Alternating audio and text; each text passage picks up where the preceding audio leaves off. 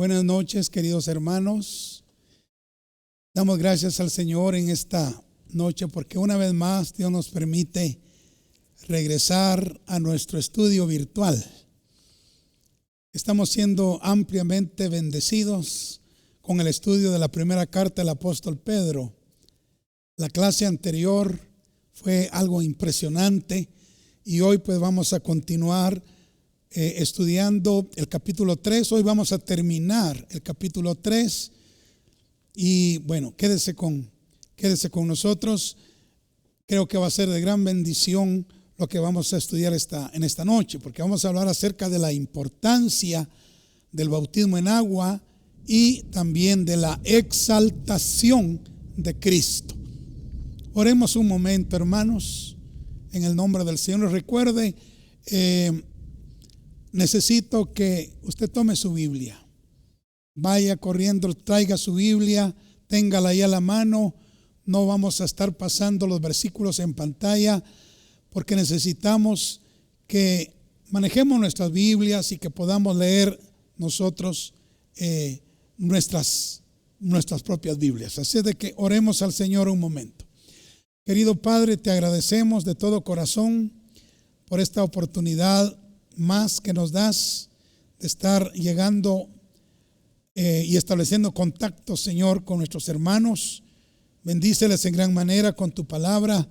Ayúdame, Señor, dándome la revelación, dándome la sabiduría y la unción del Espíritu de Jehová para compartir tu verdad con tu pueblo. En el nombre de Jesús, nuestro Señor. Amén. Gloria a Dios. Bueno, entonces vamos a hablar acerca de la importancia del bautismo en agua. Si usted recordará, en la clase anterior vimos cómo 8 personas en los días de Noé fueron salvadas por agua, dice el apóstol Pedro. Ahora, trayendo entonces esas palabras de Pedro, ahora leemos los versículos 20 al 22 del capítulo 3 de la primera carta, donde dicen: el bautismo que corresponde a esto es el agua. Ahora dice Pedro, el bautismo que corresponde a esto ahora nos salva, no quitando las inmundicias de la carne, sino como la aspiración de una buena conciencia hacia Dios por la resurrección de Jesucristo, quien habiendo subido al cielo está a la diestra de Dios, y a él están sujetos ángeles, autoridades y potestades. Muy bien, entonces hoy, basados en esta escritura, estudiaremos la importancia del bautismo en agua y le daremos una miradita a la exaltación de Cristo a la diestra del Padre, desde donde ejerce toda la autoridad que su Padre mismo le ha dado, ¿verdad?, sobre todo principado y autoridad y poder y señorío y sobre todo nombre que se nombra no solo en este siglo, sino también en el venidero. Y vamos a tener también una aplicación de estas verdades a nuestra vida espiritual. Bendito sea Dios. Bueno, lo primero que quiero señalar de esta porción es el bautismo en agua. En el versículo 21 dice: el bautismo que corresponde a esto ahora nos salva, no quitando las inmundicias de la carne, sino como la aspiración de una buena conciencia hacia Dios por la resurrección de Jesucristo. Estimados hermanos, el contexto de este texto es el diluvio de Noé. Pedro está hablando del diluvio de Noé. Y déjeme decirle que el diluvio de Noé es un símbolo, entre otras cosas, del bautismo en agua. Es un símbolo de la gran tribulación que viene sobre el mundo, sí, pero también, según Pedro, es un símbolo del bautismo en agua. El mundo antiguo fue muerto y sepultado por las aguas del diluvio. Solo 8 personas emergieron del agua para caminar en una vida nueva. Las 8 personas: Noé, su esposa, sus 3 hijos y las esposas de sus hijos. 8 personas. Ahora, el número 8 significa resurrección. Nos habla de resurrección o nuevos comienzos. Usted me dirá, ¿pero por qué nos habla de resurrección? Bueno, ¿en qué día resucitó el Señor Jesucristo? En día domingo, el primer día de la semana, dice. Ahora, ¿cuál es el día anterior al primer día de la semana? El séptimo día. Quiere decir que el primer día de la semana es el 8º día, si seguimos contando correlativamente. Entonces, el número 8 nos habla de resurrección, también nos habla de nuevos comienzos. Sí, las mismas aguas que fueron juicio para la carne, para la humanidad carnal en aquel tiempo, fueron las que preservaron a Noé y a su familia y que le dieron a la humanidad un nuevo comienzo. Porque recuérdese usted que la humanidad comenzó de nuevo con Noé y su familia después del diluvio. Ahora, el diluvio de Noé entonces representa el bautismo en agua.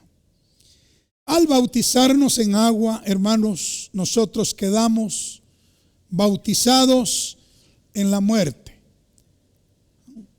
Quedamos sepultados también y resucitamos de la misma manera que Cristo resucitó de los muertos. Usted ya sabe cómo se lleva a cabo el bautismo en agua. Uno es llevado a las aguas, es como ser llevado a la muerte. Después uno es sumergido en las aguas, como ser sepultado.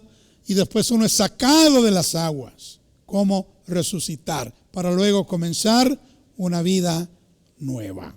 Bendito sea el Señor. Esto lo dice el apóstol Pablo en Romanos capítulo 6, versículo 1 al 4. Ahí dice: ¿qué pues diremos?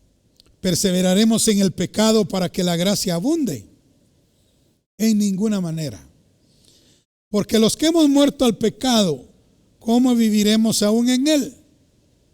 ¿O no sabéis que todos los que hemos sido bautizados en Cristo Jesús, hemos sido bautizados en su muerte? Porque somos sepultados juntamente con él para muerte por el bautismo, a fin de que como Cristo resucitó de los muertos por la gloria del Padre, así también nosotros andemos en vida nueva. Entonces, el bautismo en agua, hermanos, es sumamente importante en la caminata del cristiano. Sumamente importante en la caminata del cristiano.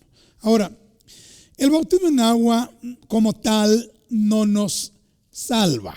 No, somos salvos por la sangre de Cristo y mediante el nuevo nacimiento, no por ritos ni ceremonias. Sin embargo, el bautismo en agua es para tener una buena conciencia ante Dios. Es un acto de obediencia que debemos cumplir y que va ligado a nuestra fe. Acuérdese que en Marcos 16:16 Cristo dijo: el que creyere, ahí está la fe, y fuere bautizado, ahí está el bautismo, será salvo. Muy bien. Ahora, cuando nuestro Señor Jesucristo vino para ser bautizado por Juan en el río del Jordán, usted recuerda, Juan se le oponía y no quería bautizarlo porque se consideraba menor que Jesús. Veamos lo que dice Mateo 3, 13 al 17. Entonces Jesús vino de Galilea a Juan al Jordán para ser bautizado por él. Mas Juan se le oponía diciendo: yo necesito ser bautizado por ti, ¿y tú vienes a mí? Pero Jesús le respondió, deja ahora, porque así conviene que cumplamos toda justicia. Sí, o sea, así conviene que hagamos lo correcto, lo recto, lo que esté de acuerdo con la voluntad de Dios. Así conviene que obedezcamos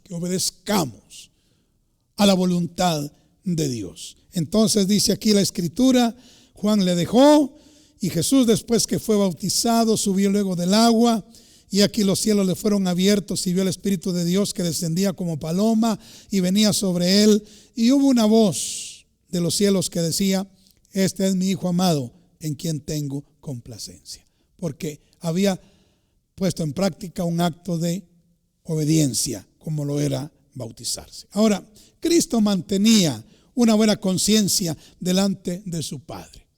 Y Pedro dice acá que el bautismo es como la aspiración de una buena conciencia hacia Dios. Amén. Entonces, por eso debemos cumplir con el acto del bautismo. Ahora, Pedro recalcó con bastante firmeza la importancia del bautismo en agua. No solo en su primera carta, sino durante todo su ministerio. Miremos lo que dice Hechos, capítulo 2, verso 38. Vea lo que dice. Pedro les dijo, arrepentíos y bautícese cada uno de vosotros en el nombre de Jesucristo para perdón de los pecados y recibiréis el don del Espíritu Santo.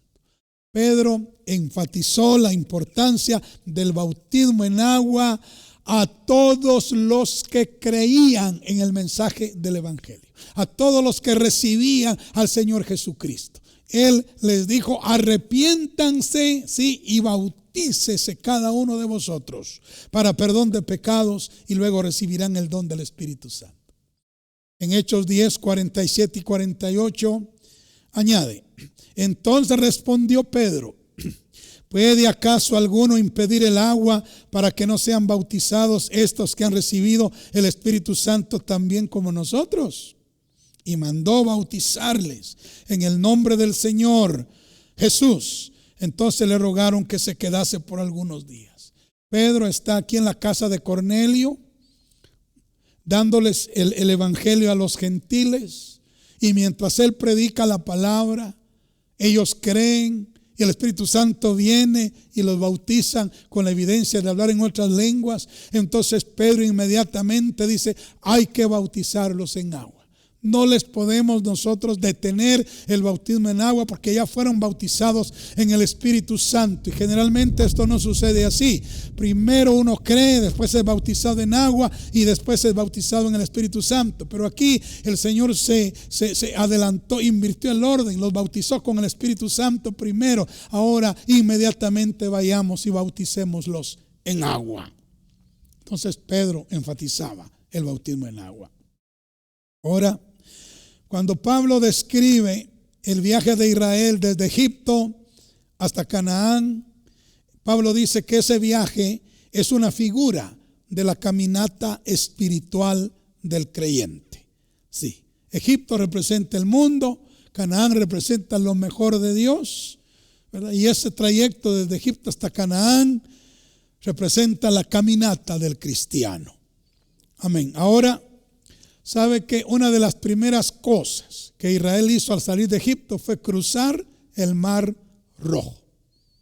Cruzó el Mar Rojo. De hecho, 3 días después de haber salido de Egipto, ellos cruzaron el Mar Rojo.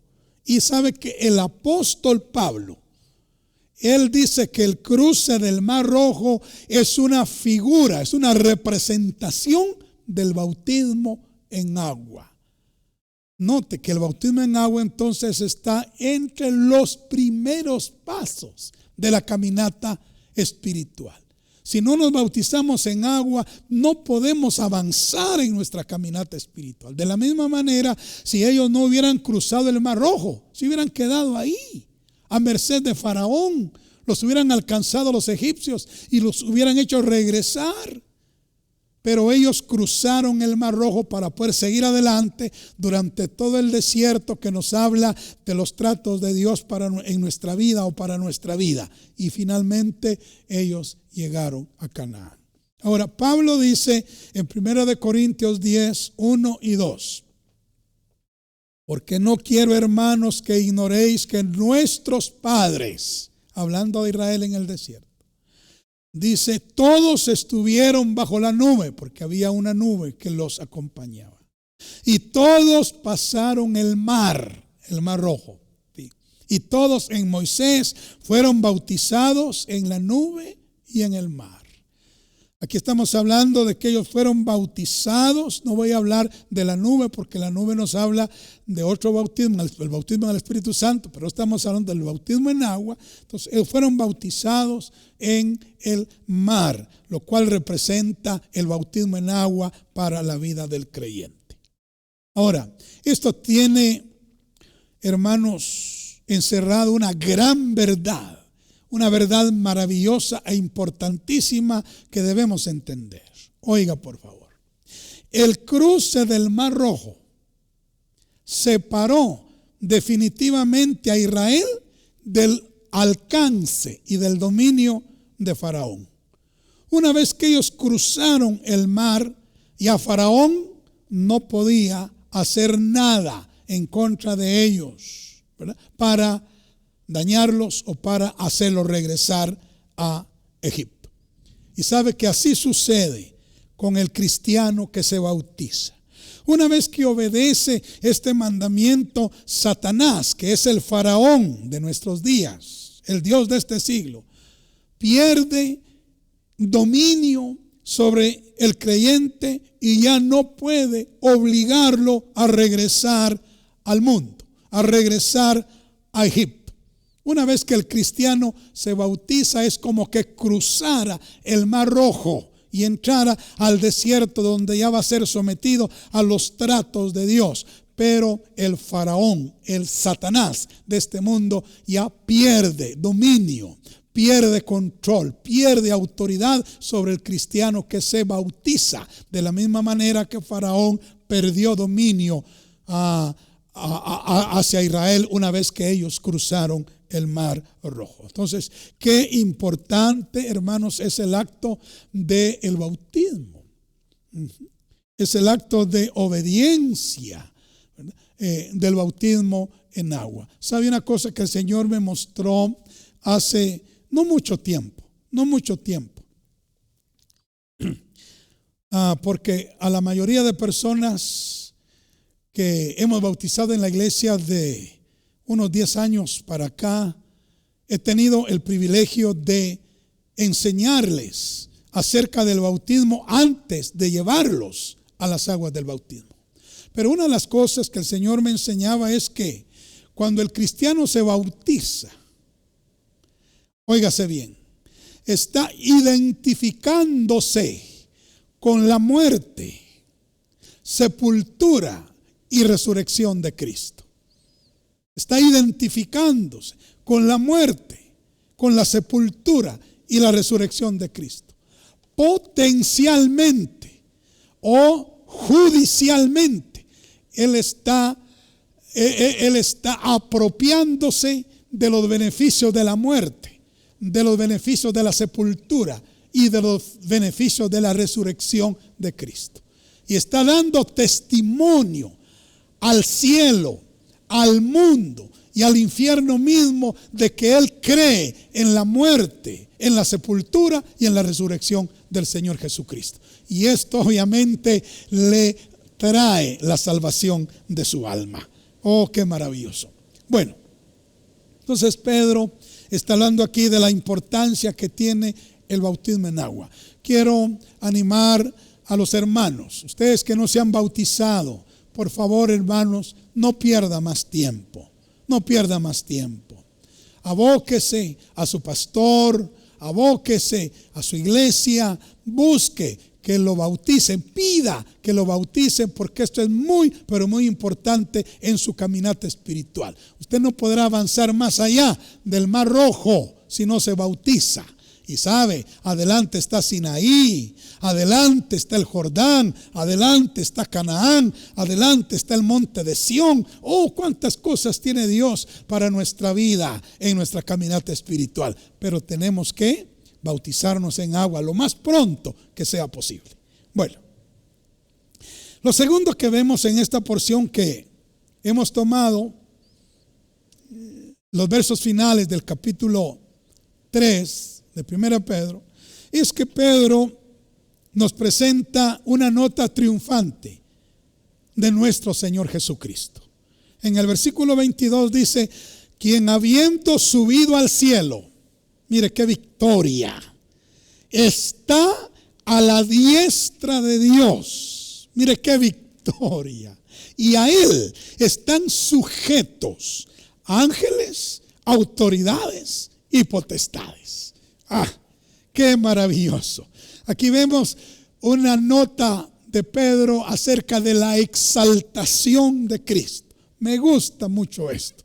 Después de que Cristo padeció todo lo que padeció, ahora hizo todo lo que hizo, pagó el precio que tenía que pagar para redimir a la humanidad. Ahora Él resucitó de entre los muertos, ascendió a los cielos, subió al cielo y ahora está sentado a la diestra de Dios, y sabe que a Él están sujetos ángeles, autoridades y potestades. Qué exaltación más maravillosa la que el Padre le dio al Hijo, porque previamente el Hijo se había humillado hasta lo sumo. Aproximadamente 20 veces la Biblia dice que Cristo está sentado a la diestra de Dios, por lo cual este hecho debe ser de mucha importancia. Miremos cómo Cristo anunció, hermanos. Cristo anunció que Él se sentaría después de morir y resucitar, ascender, se sentaría a la diestra de Dios. Marcos 14:62 dice, y Jesús le dijo, yo soy, y veréis al Hijo del Hombre sentado a la diestra del poder de Dios y viniendo en las nubes del cielo. Estas palabras se las dijo Cristo a las autoridades romanas que lo estaban juzgando y que le estaban tratando de sacar si Él realmente era el Hijo de Dios o no. Él les dijo, yo soy el Hijo de Dios. Y saben, ustedes van a ver al Hijo del Hombre sentado a la diestra del poder de Dios y viniendo en las nubes del cielo. Él anunció que después de partir de esta tierra se sentaría a la diestra del Padre. Y después de unos 2000 años, Él vendría por segunda vez en las nubes del cielo. Gloria a Dios por su exaltación. Bueno, ahora esto no solamente lo anunció Cristo, también lo cumplió. Lo vivió, lo experimentó. Marcos 16:19 dice, y el Señor, después que les habló, fue recibido arriba en el cielo y se sentó a la diestra de Dios. Él cumplió las palabras que había dicho. Él fue recibido arriba en el cielo y se sentó a la diestra de Dios. ¿Dónde está Cristo ahora? Sentado a la diestra de Dios. ¿Sabe que Él está en el trono más alto y sublime del universo?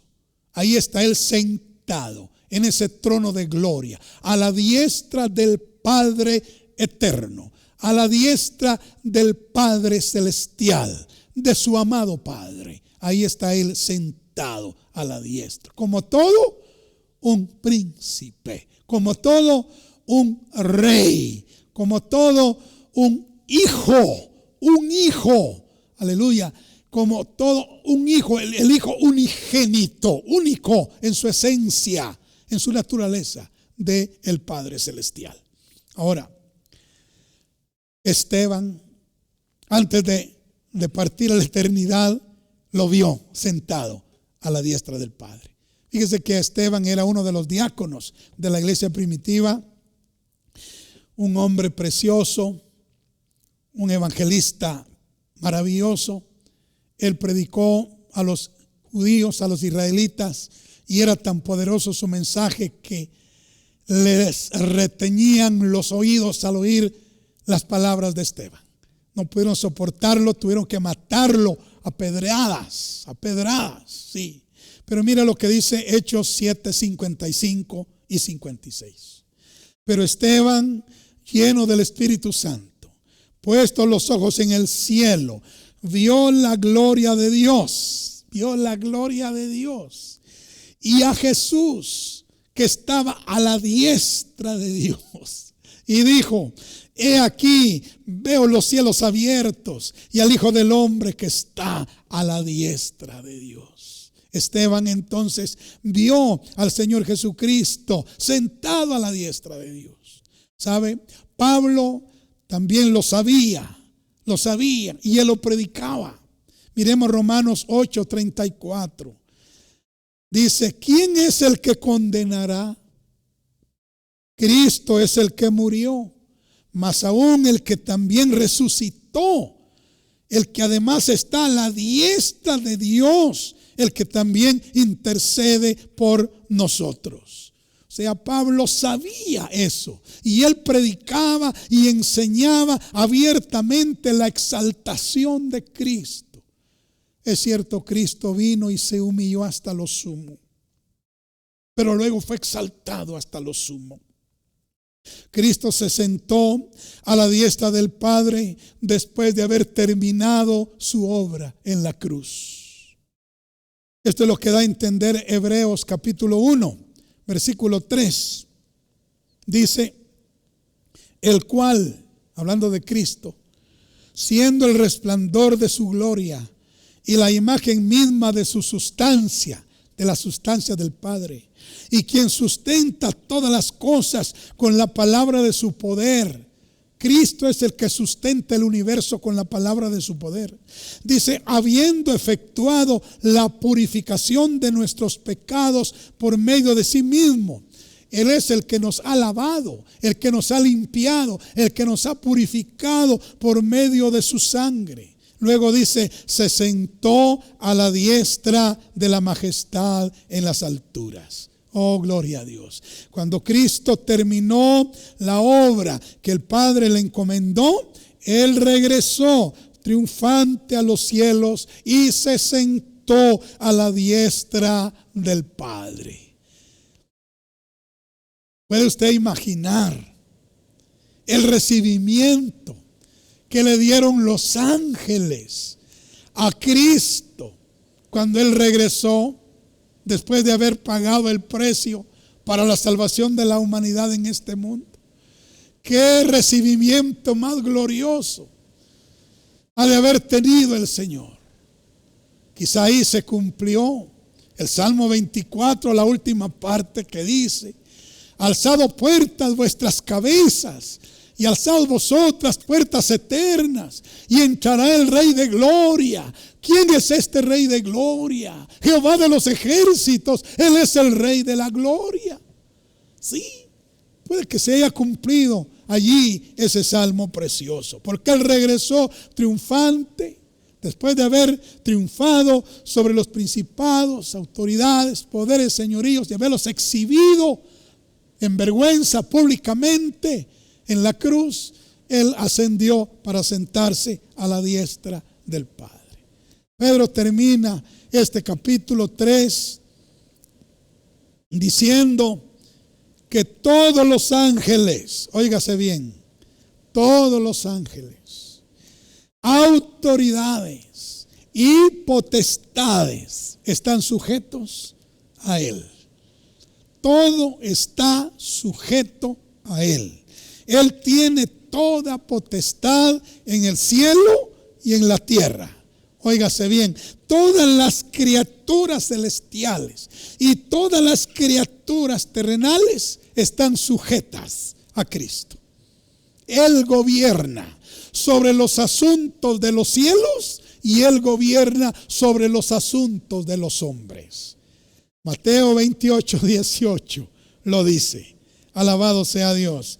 Dice: y Jesús se acercó y les habló a los discípulos suyos diciéndole: toda potestad me es dada en el cielo y en la tierra. Gloria a nuestro Cristo, gloria a nuestro Señor, gloria a nuestro Salvador. Él tiene toda potestad en los cielos y en la tierra. Él gobierna sobre los asuntos celestiales y también sobre los asuntos terrenales. Bendito sea su nombre. Luego en Colosenses capítulo 1, versículo 16 al 19, Pablo sigue diciendo: porque en Él fueron creadas todas las cosas, las que hay en los cielos y las que hay en la tierra, visibles e invisibles. Sean tronos, sean dominios, sean principados, sean potestades, todo fue creado por medio de Él y para Él. Y Él es antes de todas las cosas, y todas las cosas en Él subsisten. Y Él es la cabeza del cuerpo, que es la iglesia. Él, que es el principio, el primogénito de entre los muertos, óigase bien, para que en todo tenga la preeminencia. Aleluya. Porque agradó al Padre que en Él habitase toda plenitud. Oh, hermanos,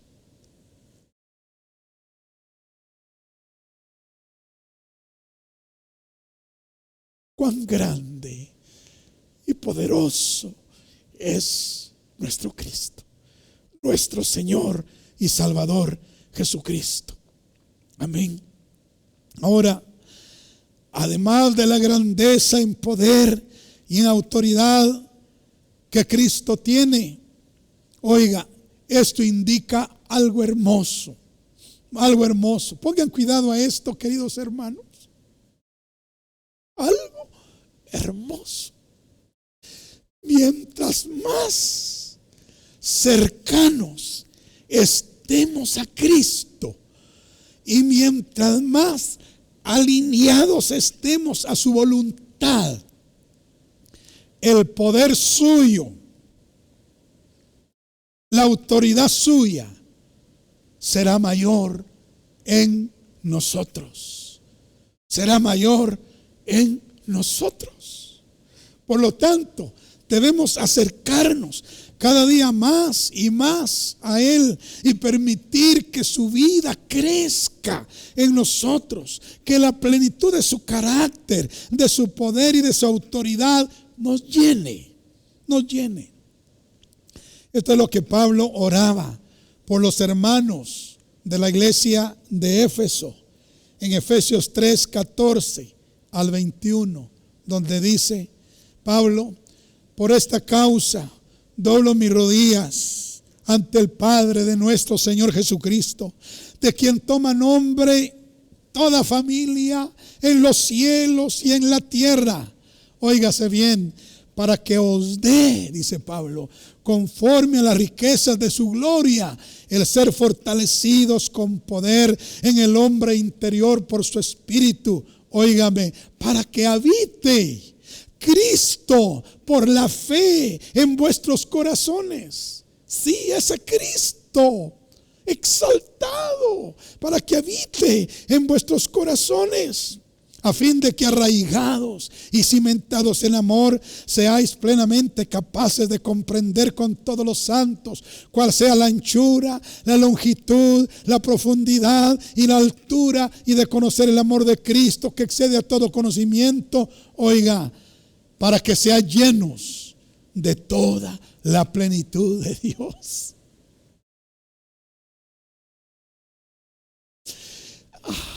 Esa inmensidad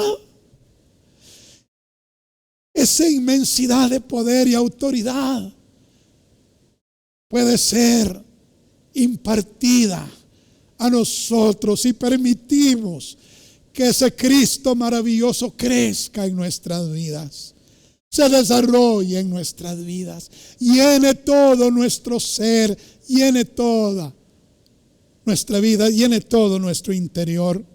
Ahora, alguien puede pensar, y sabe, yo fui uno de los que pensé esto cuando entendí este pasaje de la Escritura, y dije: pero Dios, ¿será posible que un hombre pueda ser lleno de de toda la plenitud de Dios. ¿Será posible esa grandeza? Y entonces seguí leyendo el versículo que sigue, donde Pablo dice: y a aquel que es poderoso para hacer todas las cosas mucho más abundantemente de lo que pedimos o entendemos, según el poder que actúa en nosotros, a Él sea gloria en la iglesia, en Cristo Jesús, por todas las edades, por los siglos de los siglos. Amén. O sea, esto es una inmensa posibilidad que tenemos en Cristo Jesús, hermanos. Aprovechemos esta oportunidad tan maravillosa de ser llenos de toda la plenitud de Dios, sometiéndonos al señorío de Cristo, sometiéndonos a la autoridad y al dominio y al reinado de nuestro Señor Jesucristo. Bendito sea Dios. Así termina el capítulo 3 de Primera de Pedro. Así termina. Comienza mostrándonos las responsabilidades de la esposa para con el esposo. Continúa mostrándonos las responsabilidades del esposo con la esposa. Sigue adelante mostrándonos la importancia de la mansedumbre y de la justicia. Y termina hablando de la importancia del bautismo en agua y de la exaltación de Cristo y de lo que eso significa para nosotros. Así es de que quiero animarle, hermano, a perseverar, a consagrar su vida, a dedicarse por completo al Señor. Y amigo mío, no queremos dejarlo al margen a usted, porque Dios no lo ha dejado al margen. Él envió a su Hijo a morir en la cruz pensando en usted, pensando en usted. Sí, se llame como se llame, Dios ha pensado en usted y Él quiere salvarlo. Y Él quiere darle cosas que ojo no vio, ni oído oyó, ni han subido en corazón de hombre. Él las ha preparado para usted y quiere dárselas. Pero entréguele su corazón a Jesús. ¿Quiere hacerlo? Dígaselo con sus propias palabras. Dígale: Señor, yo quiero recibirte como mi Señor y Salvador. Quiero aceptarte como el Señor y Salvador de mi vida. Y hermanos, si alguien quiere pedirle perdón al Señor, pidámosle perdón al Señor. Si le hemos fallado en algo, pidámosle perdón al Señor. Y sigamos adelante, que cosas gloriosas nos esperan en el Señor Jesucristo. Oremos. Padre Celestial, te damos gracias por tu palabra. Bendice con ella a mis hermanos y a mis amigos. Señor, por favor, ten misericordia de todos nosotros y cumple tu propósito en cada uno. Te lo suplicamos en el nombre de Jesús y te damos gracias, Señor. Amén y amén. Que Dios le bendiga y lo espero en la próxima reunión de iglesia en el hogar.